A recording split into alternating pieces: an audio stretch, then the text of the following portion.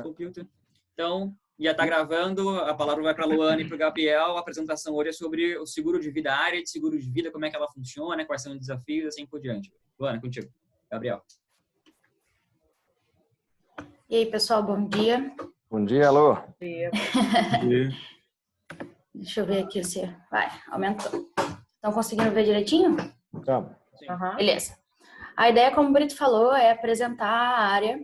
Ela, como muita gente sabe, ela não é uma área de vida normal, como todas as outras, que a gente recebe cliente direto. A gente funciona mais como um modelo de parceria com os escritórios de investimentos e os clientes não vêm direto para a gente. Basicamente, são eles que atendem. A gente alimenta esses escritórios, os parceiros, de informação, de treinamento, até como o Brito faz. O Brito viaja bastante, faz treinamento em cima da área, em cima de produto, em cima de estrutura para oferecer esses clientes de investimento, e é como eles chegam até a gente. O nosso modelo de atuação, ele vem, a base dele é o cliente investidor, que é cliente de um assessor específico, que vem a ser do escritório, que é parceiro da Globos. Inicialmente, existem alguns perfis de clientes investidores. Aqui a gente trata bastante o cliente que está em acumulação de patrimônio, que é esse aqui da linha azul, e aquele cliente que já tem um patrimônio consolidado desses escritórios de investimentos. Então, tem o cara que está acumulando, ele está trabalhando agora e está investindo para poder ter uma renda maior lá na frente e se aposentar com uma idade específica que ele tenha vontade. E já tem aquele cara que já tem um patrimônio consolidado. Então, a ideia é a gente apresentar algumas estruturas para cada perfil. A gente não trabalha com um macro generalizado, a gente vai no perfil de cada cliente. O cliente em fase de acumulação, qual é a preocupação dele? Basicamente, o que a gente pergunta é, cara, quando você quer se aposentar? Ah, eu quero me aposentar com X idade, com 50 anos. Então, cara, ele vai acumular esse patrimônio, a ideia é ele acumular esse patrimônio até a idade de 50 anos, para lá na frente ele só viver daquela renda, qualquer coisa que seja, e não precisar se preocupar mais em acumulação. Ele já tem a sua renda, seu patrimônio todo consolidado, e lá para frente ele vai viver só disso. A idade dele de aposentadoria é a perspectiva dele. Mas, se em algum momento isso cessar, por exemplo, no meio do caminho, o cara tá nessa fase de acumulação e como ele não tem já um patrimônio consolidado, se ele não tiver mais renda, o que acontece? Se ele não tiver mais a capacidade de gerar renda, no final das contas, o que vai acontecer com ele?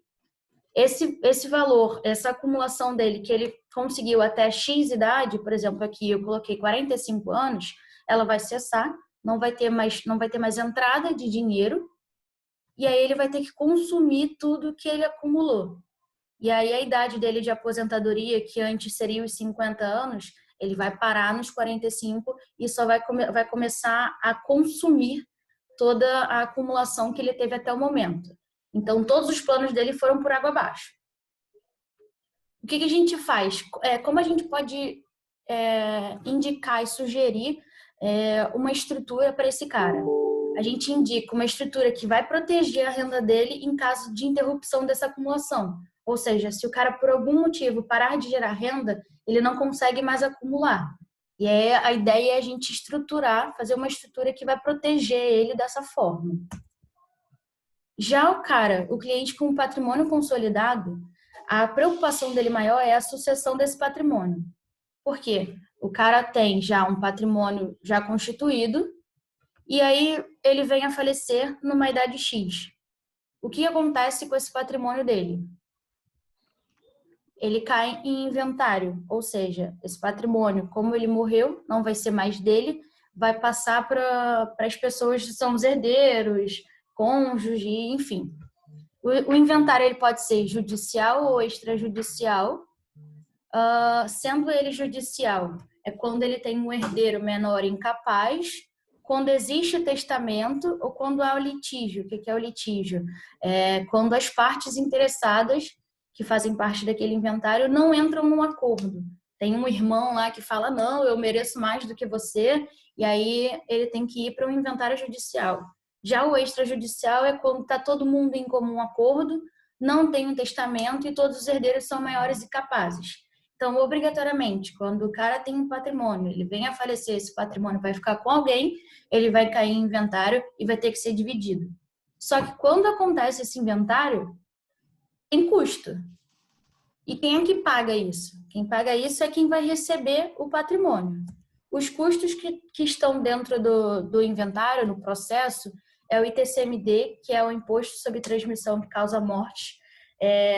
Todo estado tem um teto específico, uma porcentagem em cima do patrimônio. Por exemplo, se eu não me engano, no Rio de Janeiro era 4%. O cara tem um patrimônio aí de 1 milhão, ele vai obrigatoriamente pagar 4% em cima desse patrimônio que vai ser deixado. Não só isso, tem as taxas do cartório, os honorários advocatícios, que obrigatoriamente no inventário judicial e no extrajudicial você tem que ter um advogado, e no inventário judicial você tem os emolumentos judiciais que têm que ser pagos. Basicamente, esses custos ficam aí em 20%, a gente calcula um teto assim de 20% do próprio patrimônio do cliente que vai ser deixado. Então, se o cara tem 1 milhão lá e vai ser deixado 1 milhão, 20 mil vai ter que ser pago de custo. E quem é que paga isso? 200 mil, perdão. A ideia é a gente fazer com que o cliente em fase de acumulação, ele tenha a proteção em caso de interrupção de renda, e o cliente com patrimônio consolidado, a gente minimize esses impactos financeiros causados pela sucessão. Então, são 2 tipos de estruturas diferentes que a gente mais trabalha.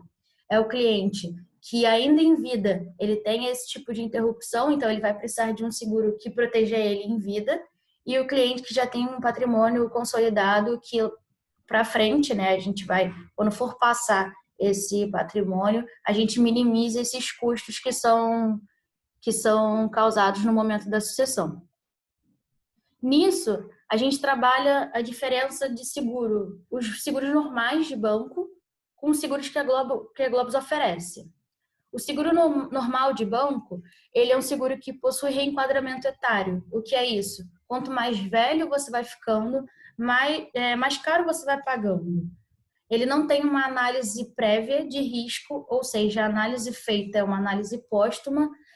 Quando você dá entrada no seu seguro no banco, você não tem um risco congelado, ou seja, você tem que comunicar sempre à seguradora do banco que você mudou o risco.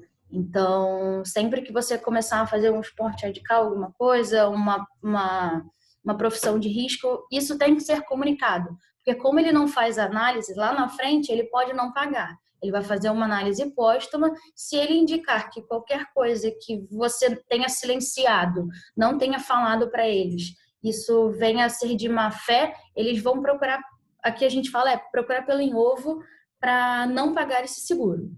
A vigência da apólice ela é anual, ou seja, todo ano ela é renovada. A primeira renovação ela é automática, com pagamento, e a partir da segunda, o cliente sempre tem que comunicar que ele quer renovar. Os produtos do banco são sem flexibilidade, você não consegue combinar produtos, como eu estava falando, fazer estruturas específicas para cada tipo de cliente. No banco você não tem isso. Obrigatoriamente você tem que contratar uma cobertura de morte, e aí ela pode vir atrelada com outras coberturas adicionais que a gente não consegue fazer essa flexibilização e a gente não consegue fazer uma consultoria de risco desse cliente. Já os seguros da Globos, que a gente disponibiliza, eles não possuem reenquadramento etário, ou seja, o risco é congelado quando a gente faz essa análise prévia. A gente envia para a análise da seguradora e eles fazem teleentrevista, exames. Isso, o que acontece? A seguradora, ela vai lá, ela basicamente tira uma foto de quando você está entrando, quando você está dando entrada no seguro. Eu, com 26 anos, não tenho doença nenhuma, então o que eu vou pagar por mês? R$100. esse valor ele vai continuar sendo atualizado somente pelo IPCA. Eu vou ficando mais velha, mas eu não vou pagando mais em decorrência do reenquadramento etário. Ou seja, ele congela o meu risco quando eu entro. Por isso é feita essa análise prévia. A seguradora, ela em condição geral, ela deixa claro que você está entrando com uma análise, ela está assumindo aquele risco. Também tem um seguro com opção de escolher a vigência que o cliente quer pagar, ou então que o cliente quer ficar no seguro. Eu quero pagar durante X anos, antecipar meu pagamento, ou então eu quero um seguro que eu vou ficar seguro mesmo, vai ficar vigente até uma idade X. Então, é possível escolher isso e os produtos são personalizados com base na necessidade financeira do cliente, como eu tinha falado antes. A gente analisa cada caso e oferece uma estrutura totalmente personalizada.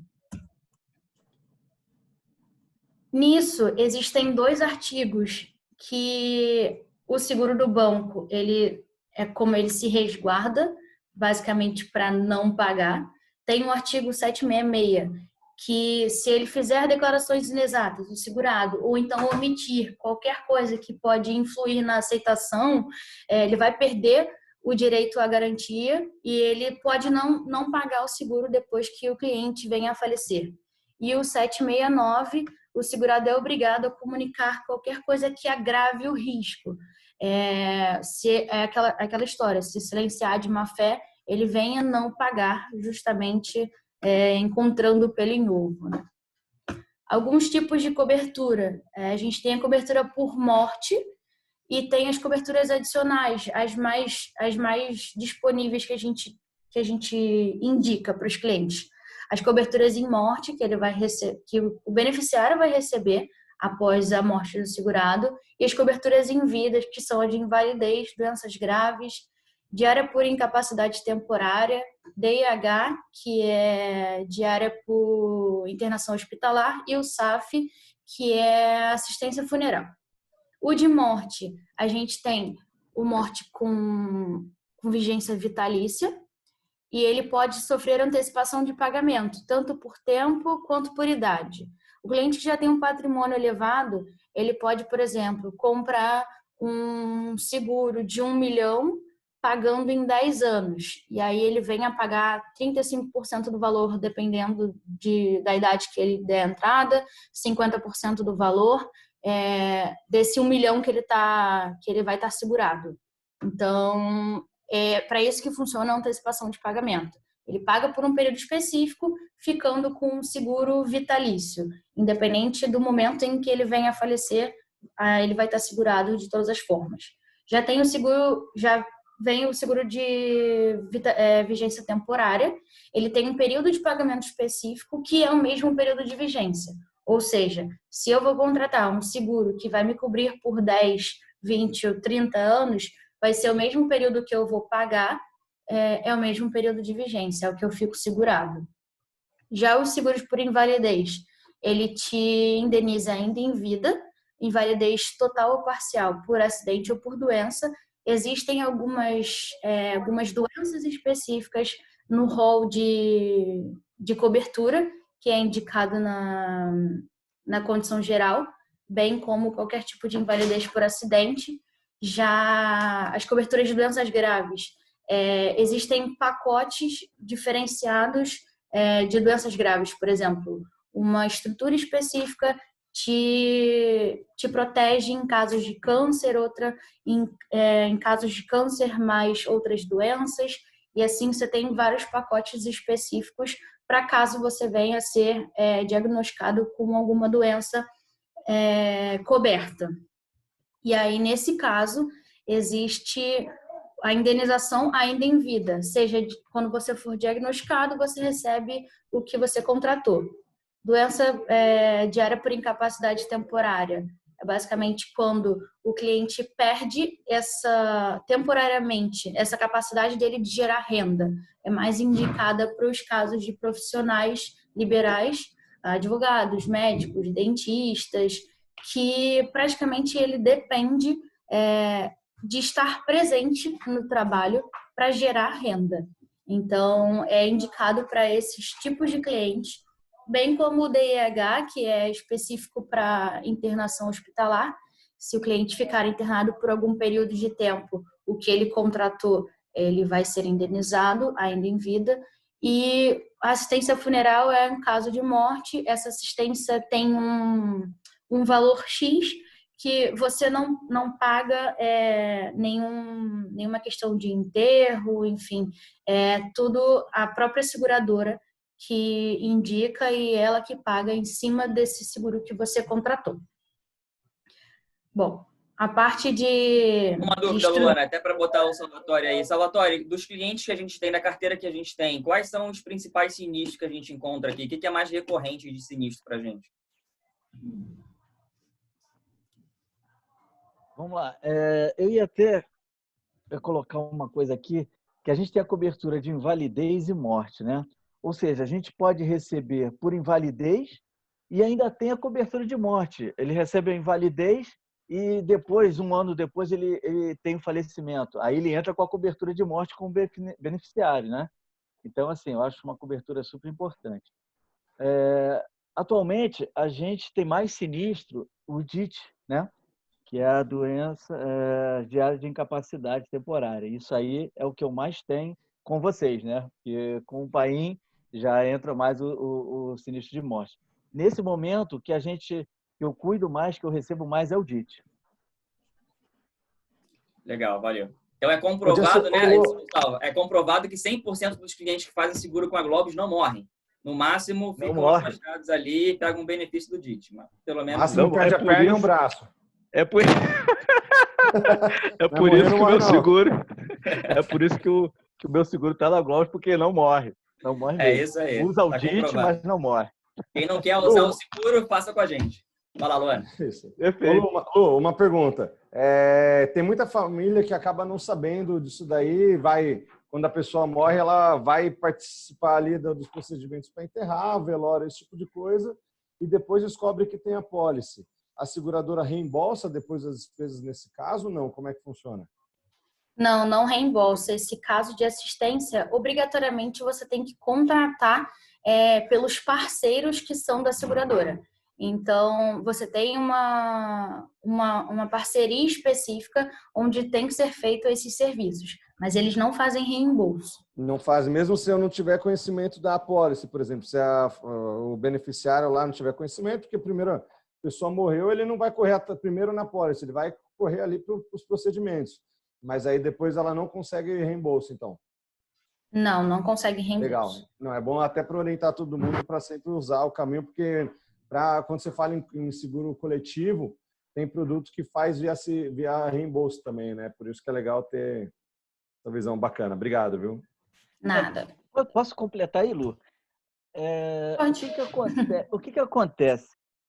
A pessoa, quando está numa situação dessa, ninguém vai lembrar que tem seguro e muito menos assistência, né, gente? É isso, então, assim, a pessoa, eu vou enterrar, né, cara? Eu vou dar o primeiro atendimento. E aí a gente só vai lembrar que tem seguro porque alguém falou, porque alguém mexeu na papelada, aí vai, né, ver se tem. É complicado. Mas, enfim, depende do que contratou, porque tem coberturas de seguro que você tem assistência e o funeral, né? Assistência funeral tem um outro também, que agora me fugiu o nome. Bom, enfim, tem seguros que você até consegue o reembolso posteriormente, mas é caso a caso, não tem como. Isso, depende da seguradora, é no caso a caso mesmo. Se tiver nas condições gerais de que ela faz o reembolso, ok. Mas a maioria que a gente trabalha, eles não fazem reembolso, é sempre com parceiros dele. Boa. Show de bola, Lu. Beleza. Agora, como a estrutura foi apresentada, eu vou passar a palavra para o Gabriel, que está ali no dia a dia com o operacional. Porque não só a gente saber, não só é importante a gente saber como funciona a estrutura, mas também como funciona o operacional dela, não só a entrada, como pós-venda também.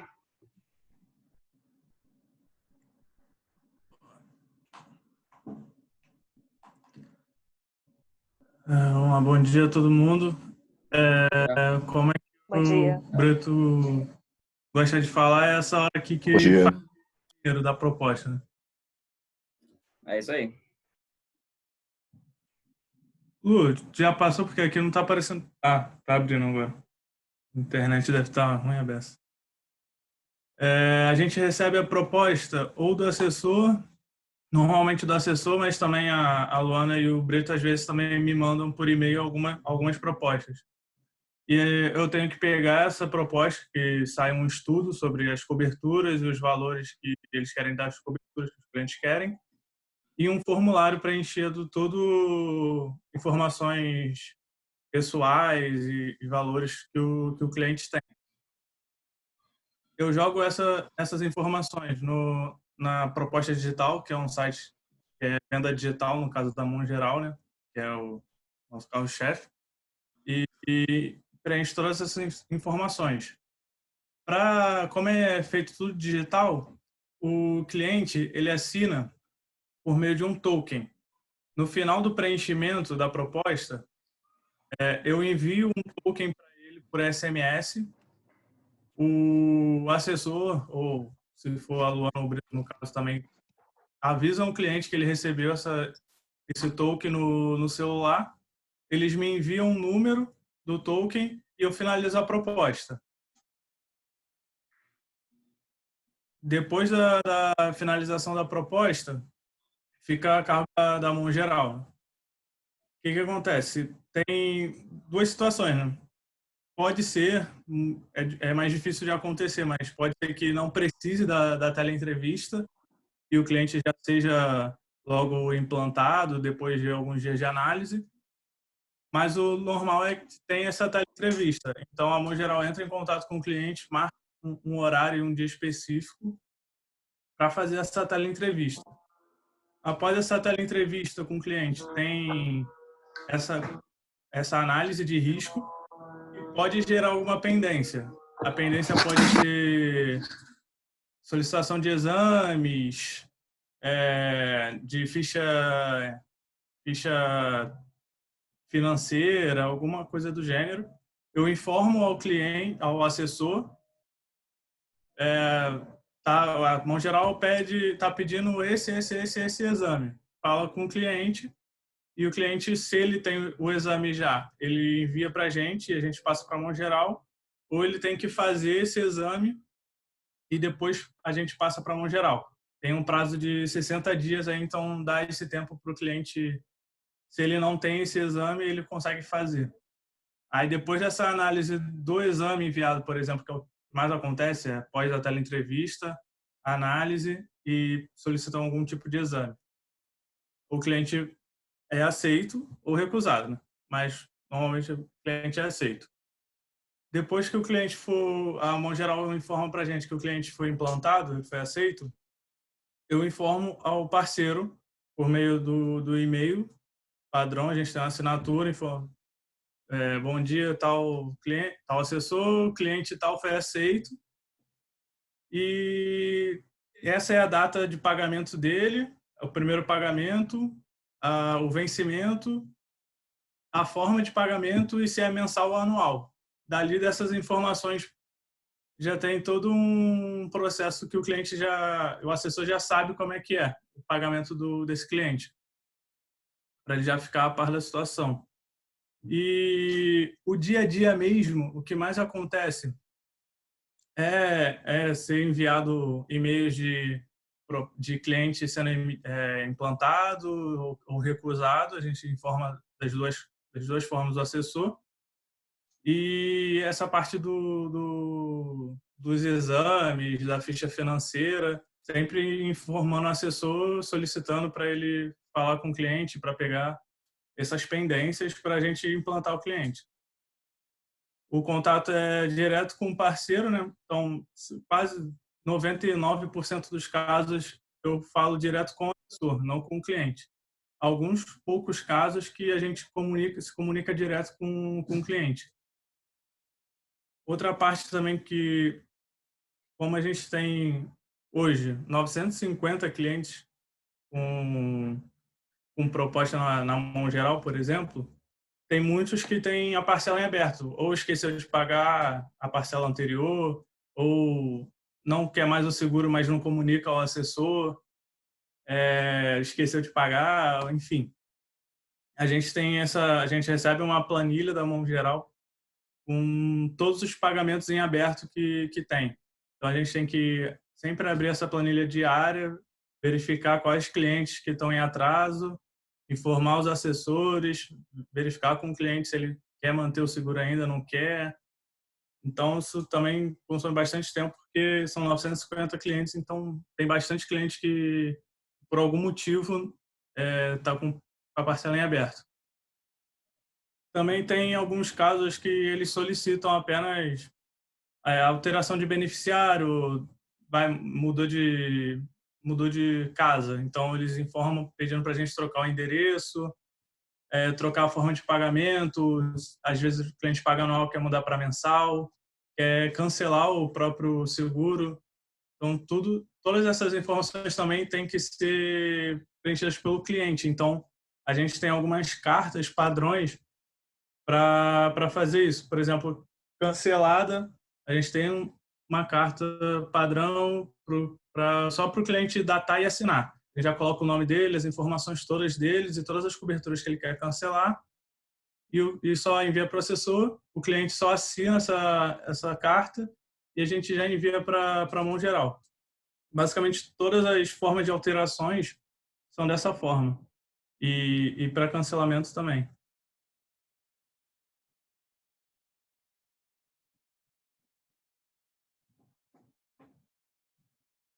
E é basicamente isso. O dia a dia é muita solicitação de alteração de alguns casos de cancelamento, alterar forma de pagamento, ou o cliente está em atraso e o assessor pergunta por que aconteceu, a gente tem que informar, tem que verificar com a Mão Geral. Pô, Gabriel, qual o prazo médio ali pendência. que você tem percebido que você está no back? Qual o prazo médio depois que entra uma proposta? Quanto tempo, em média, ele demora para o cliente pagar, ou se aceita, ou finalizar o processo? Tem casos mais extremos? Não tem? O que você tem de sensibilidade? Pro padrão assim do cliente, eu preencher a proposta, finalizar essa proposta no Venda Digital. Para o cliente ser implantado, pode demorar entre 15 e 20 dias, porque, como muito normal, a maioria dos casos gera alguma pendência de exame. Então, também tem que aguardar o assessor falar com o cliente e o cliente ter esses exames e enviar rápido. Se o cliente envia rápido, por exemplo, na mesma semana, no dia seguinte que a gente solicita, vai ser bem mais rápido, pode gerar em 10 dias, no máximo, já pode ser implantado. Então, a gente fica também refém do cliente, né, nesses casos.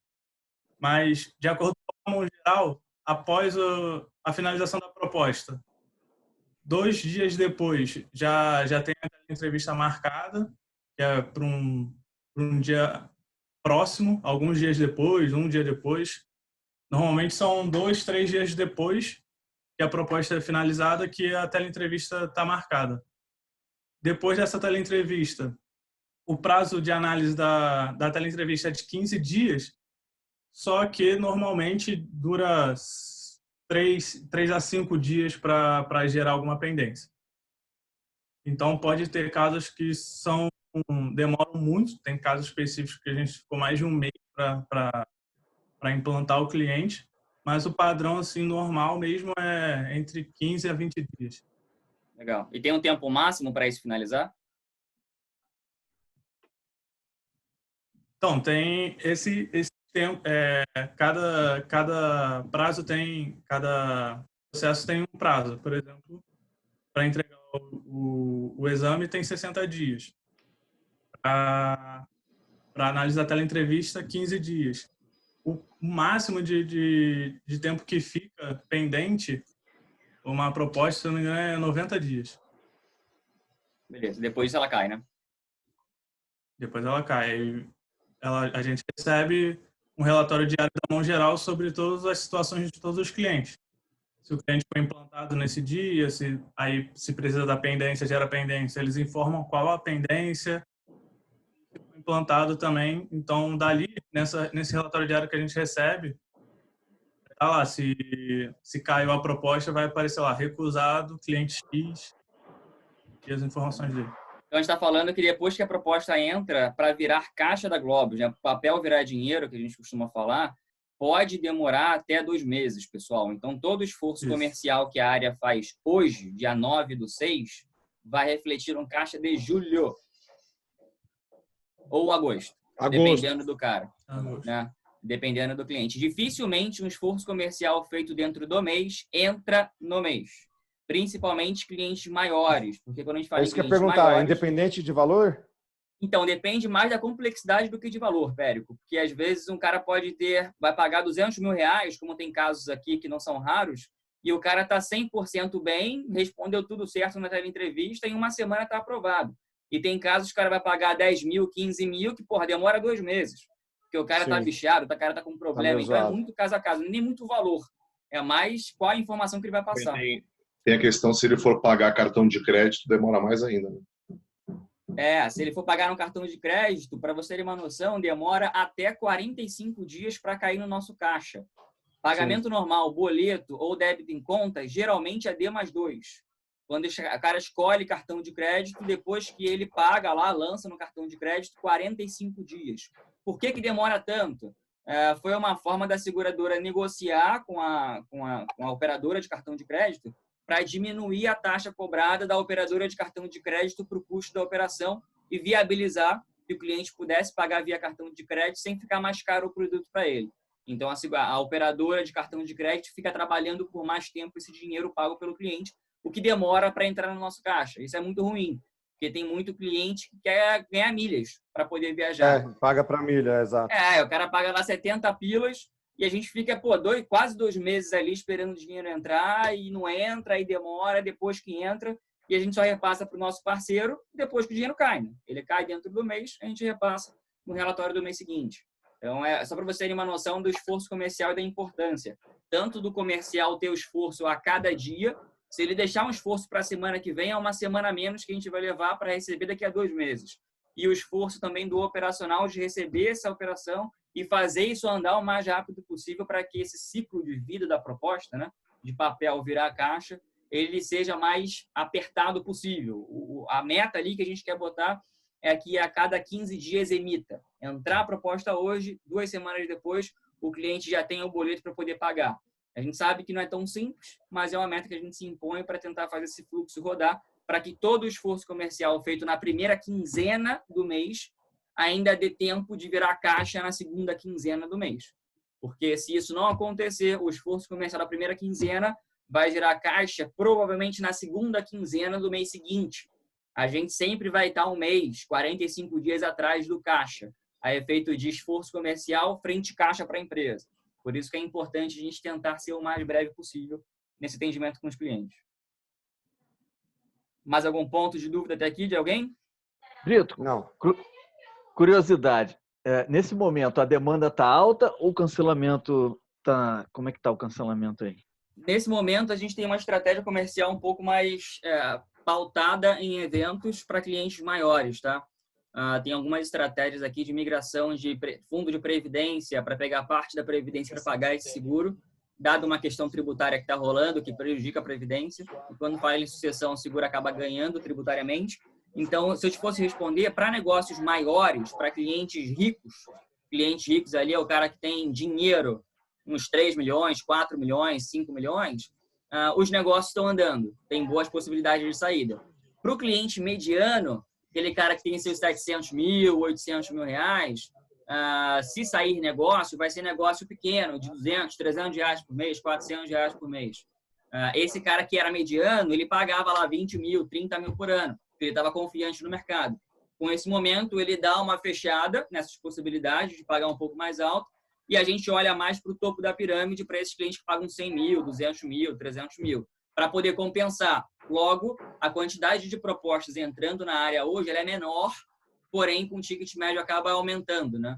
A gente vai ser mais pontual nas pancadas do que ficar trazendo lá X propostas. Se eu não me engano, a gente tinha um fluxo antes da pandemia de entrar por mês algo em torno de 70 propostas. Uma média, né? Entrar um pouquinho mais, um pouquinho menos. Isso caiu, cara. Isso deve ter caído, sei lá, para 25 propostas, 30 propostas no mês, juntando todas. Só que numa quantidade maior para propostas acima de 40, 50, 60 mil reais. O que compensa um pouco o número da área, né? Show. Valeu. Beleza, então? Eu tenho uma dúvida, Fernando. Vocês mencionaram muito a questão de pedido de exames, né, para os clientes, que é muito comum. Como que o cliente ele aceita bem esses exames, caso ele não tenha, ele faz? Isso é um impeditivo para vocês? Como que é isso no dia a dia? Boa, depende, né? Dependendo da resposta que ele deu para o médico na teleentrevista, vão solicitar exames. Mas, por exemplo, a gente está com uma solicitação de exame cardíaco de um cliente que vai pagar, acho que 11 mil por mês, pagamento mensal, tá? 11 mil no seguro de vida. E porque ele falou que teve um problema com 12 anos de idade e o cara tem 40. Por uma informação que ele deu de 30 anos atrás, quase, ele para o processo dele. Aí a empresa pede exames. Ele não vai ter esses exames, porque ele teve o problema com 12 anos de idade. Ele achou importante informar. Nesse caso, ele faz uma declaração dizendo que não tem problema, foi feita há X anos atrás, e a gente muitas vezes consegue substituir por uma declaração do cliente a necessidade de apresentação do exame. Se não tem como substituir, ele tem que mandar exames que ele fez. Aí vai no laboratório e manda exames para a gente. Se ele não tiver esse exame, ele pede uma declaração do médico dele, que é o chamado RMA, né? Relatório Médico Assistente. Se ele não tiver nada disso, aí acaba. O processo acaba, não tem capacidade técnica a seguradora de finalizar a análise. E aí ela simplesmente... Fica pendente essa documentação na seguradora? Né? Oi? Essa informação fica pendente na seguradora para, de repente, ele falar, pô, vou esperar esse processo, daqui a um ano eu tento de volta e começo do zero ou não? Fica lá um registro de que... Então, a validade de exames para a seguradora, dependendo do exame, ele vai de 3 a 6 meses. Não, essa sinalização de pendência, por exemplo. De 3 a 60 6 dias para implantação. 6, teoricamente, você não vai ter muito histórico dentro da seguradora depois que passa 6 meses. Mas pode ser que eles peguem esse histórico dependendo da complexidade que foi. É muito incerto. Tá, e o caso do cara que é normal em plano de saúde coletivo também, o cara omitir informação para ou não ter a taxa gravada, esse tipo de coisa, num caso de sinistralidade, ou mesmo que não dê sinistralidade, quanto tempo depois o segurador não pode contestar? Tá, isso é bacana porque tem cláusula contratual e é o que está escrito o que vale, não o que a gente fala, né? A cláusula contratual, especificamente das seguradoras que trabalham no modelo que a Luana apresentou, não modelo de banco, né? Mas nesse modelo, elas colocam uma cláusula contratual de 24 meses. Se o cliente falece em até 24 meses, elas podem correr atrás para entender o motivo do falecimento e, eventualmente, contestar, se foi uma informação que ele não passou ou algo nesse sentido. Passando de 24 meses, por contrato, as seguradoras não olham mais o motivo do falecimento e indenizam. Tanto que você tem um período de 24 meses para suicídio. Se houver suicídio antes de 24 meses, não indeniza. Se houver depois, eles indenizam. O que acontece com a Mongeral, especificamente, que foi a única seguradora que botou isso gravado e escrito efetivamente, tem uma cláusula, que é o artigo 32 das Condições Gerais, que fala que mesmo se o cliente não informar, sabendo que tem um problema pré-existente, mesmo se ele omitir essa informação, se o sinistro for depois de 24 meses, eles não vão contestar. As outras seguradoras só falam que não vão contestar depois de 24 meses. Mas fica implícito a questão de não correrem atrás se for por algo não informado na entrada. Até por isso também que a gente tem uma penetração de cliente maior na seguradora Mongeral, porque ela tem essa característica contratual. De falar, independentemente do que ocorra, eu não vou mais te olhar, mesmo que você omita algum tipo de informação. Boa. Beleza?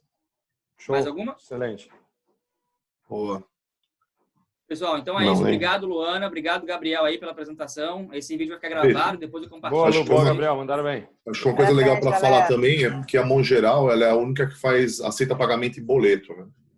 As outras somente, além de cartão de crédito e débito em conta, né? Assim, para alguns clientes isso é importante. Poucas seguradoras aceitam boleto, até por questões de lavagem de dinheiro, enfim, segurança da informação. Dado que o pagamento do seguro ele não tem que ser declarado no imposto de renda. A Mongeral ela tem essa peculiaridade de conseguir boleto nos pagamentos. Beleza? Beleza. Boa, Lisa, pessoal. uma Obrigado aí. Show de pergunta bola. com relação a... Opa, desculpa. Diga. Com relação ao mercado hoje com Covid, como é que as seguradoras estão se portando? Eu vi que a Legal. Mongeral até então não tinha falado nada sobre a questão de acatar, né? A morte. Porque Como é que estão as outras? o Covid é pandemia, então é risco excluído em qualquer seguradora. O que aconteceu foi que as seguradoras se juntaram e falaram, ó, eu vou cobrir. E 2 semanas depois que elas deram esse pronunciamento, elas disseram, a partir de amanhã eu vou cobrir para quem já tem o meu produto e para cliente novo eu vou colocar uma carência de 90 dias para frente. Se falecer em menos de 90 dias, eu não indenizo, né? Por esse fato gerador. Se acontecer depois de 90 dias, apesar das condições gerais falar que não vai indenizar, eu banco esse risco, eu indenizo. Então, foi assim que o mercado se movimentou. Geralmente, você vai ter coberturas, mesmo para eventos que não são cobertos, quando você fala em seguros com essas características, porque o melhor marketing que ela tem é a indenização. Um exemplo que a gente tem claro é do World Trade Center, lá nos Estados Unidos. Foi um atentado terrorista, nenhuma seguradora deveria cobrir. Mas teve indenização de seguradoras dos Estados Unidos, porque elas entenderam que o marketing seria muito mais positivo do que a indenização de gastar o dinheiro pagando as vidas, né? Dificilmente não vai ter indenização caso aconteça algo nesse sentido, porém, legalmente falando, elas não precisavam indenizar. Até para o Covid. Beleza. Mas no seguro de propriedade isso já estaria coberto, tá, galera? No seguro da aeronave, enfim, dos danos causados a terceiros, e da própria Torre Gêmeas também foi feito o pagamento, tá? A grande discussão é que, como a pólice de próprio, não tem nada a ver com o assunto aqui, tá, Bill? Só estou entrando aqui só para dar como você não, eu percebi. ilustrou com esse exemplo, um exemplo muito legal assim de seguro, por conta que a Torre Gêmeas ela fez um seguro de uma das torres só de um evento de uma torre, e ficou-se uma discussão se você pagaria as 2 torres ou uma torre só. Se você consideraria um evento ou 2 eventos, que você pode reintegrar a pólice de property, né? E muitas das seguradoras entenderam e indenizaram totalmente as 2 torres, e algumas seguradoras entenderam que era só um evento e isso indenizaram 50% do valor do dano, né? Porque as Torres Gêmeas tinham cobertura para ataque terrorista. Só para ilustrar aí, só para já te dar esse exemplo. Boa. Mais emblemático esse exemplo, né? Que abrange vários seguros, várias situações, porque é algo que ninguém esperava. Mais especificamente para o seguro, tem uma cláusula lá dizendo que não cobra atentado terrorista, tá? Então, por que isso não é coberto danos? Porque imagina, se cair uma bomba atômica no Brasil, você quebra o país, todo mundo morre, você quebra as seguradoras. Como é que você vai indenizar essa quantidade de vidas, né? É feito um estudo atuarial para poder identificar quais são os riscos excluídos, como o caso de pandemia. Mas como o caso de mortalidade é muito pequeno, a ponto de não influenciar na questão técnica da seguradora, elas optaram por bancar. Agora, se fosse uma gripe, uma pandemia muito severa, que 20% das pessoas morrem se pegarem, dificilmente elas colocariam isso na pauta para poder indenizar. Mas como é zero pentelho, na média que se falece, né, proporcionalmente, não tem tanto impacto. Por isso que elas bancaram essa indenização. Então, só lembrando, para quem tem um seguro, tem cobertura normal. Para quem contratar novo, 90 dias de carência para frente em caso de Covid. Então, uma pergunta aqui, em relação a essas exclusões, né? Guerra também é exclusão. E a pessoa vinha a falecer, como é que fala? Aquela reserva é devolvida para a família, pelo menos? Ou perde tudo? A reserva de resgate? Isso. A reserva de resgate ela só tem acesso ao próprio segurado em caso de cancelamento, não em caso de falecimento. Né? Mas então, se ele cai em qualquer exclusão aí, guerra, terrorismo, ou então até fraude, porque também ele não paga se estiver fazendo alguma coisa ilegal, né? Não, se você estiver assaltando um banco cheio de explosivo, o explosivo bater, não tem muito o que fazer. Você está contra a lei, teoricamente, né? E essa reserva matemática ela foi feita para indenizar o próprio segurado, não os herdeiros. Por quê? Porque ela não foi constituída em uma previdência privada. Se ela tivesse feito numa previdência privada, aí você teria uma indenização aos herdeiros. Mas ela é reserva técnica de produto. Se você não tem, legalmente falando, como receber a indenização do produto porque você infringiu uma lei, você não tem direito a nada do produto. Sim. Não só a indenização de falecimento, mas também aquela reserva que você teria em caso de cancelamento e retomada. Então, para cliente que quer virar terrorista depois, a mudança de risco ela é, nesse caso, mais específica. Porque foi para a Al-Qaeda lá e se bombardeou, se foi considerado terrorismo, mesmo sendo um suicídio depois de 2 anos, dificilmente vai ter uma indenização.